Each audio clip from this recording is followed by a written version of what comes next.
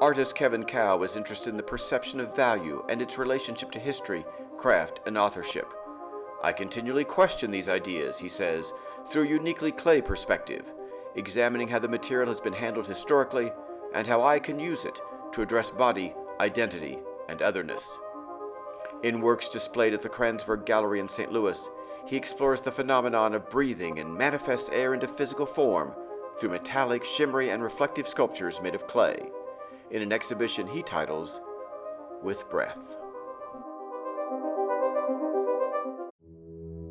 I originally started wanting to explore this idea of breathing while you're sleeping. So all the figures are in some state of stasis here, in which they're sort of either pleasantly dreaming or perhaps having a nightmare.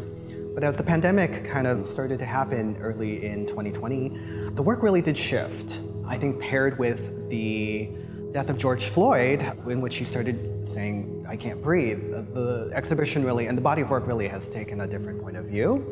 And rather about dreaming, I think it's much more about the importance of air and air as a physicality. I think breathing is such a transformative experience in which we take the physical and we turn it into life. And so oftentimes we forget about the significance of that. It is unseen, and for me, this exhibition is so much more about making that real, combining it as part of who we are. I'm Kevin Kao. I was born and raised in Orange County, California. I currently am an assistant professor of art at McKendree University, so that has really brought me here into St. Louis. I have a background in biology, so I'm always fascinated with thinking about how the world looks and what animals and humans look like. So this exhibition is really part of that too. What if air suddenly became a very kind of mass and form, and what would that happen if it's really surrounded around us? I wanted to combine faces and these figures between air manifested as solid form, simultaneously reading as hair, as gilded figure, and also this idea of just the unconscious breathing that we experience every day.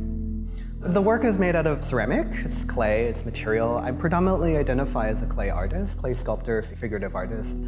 And for me, I really like connecting the idea of this very ancient craft, ancient material, as this continuum of our human civilization and also human technology. And it's associated with so much of life.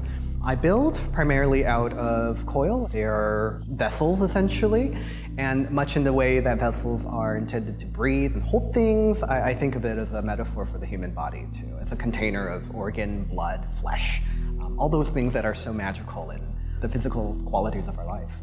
Most of my work lately has been reflective or metallic in some sort of sense. For me, the mirrored pieces reflect this idea of gaze, being able to see yourself as part of a person. For audiences to see themselves in the work quite literally. A lot of the figures are gilded, meaning they're covered in gold, and I think of them so much as making precious, making important, gilding. Very much so like ancient Buddhist statues, but also at the same time reliquaries.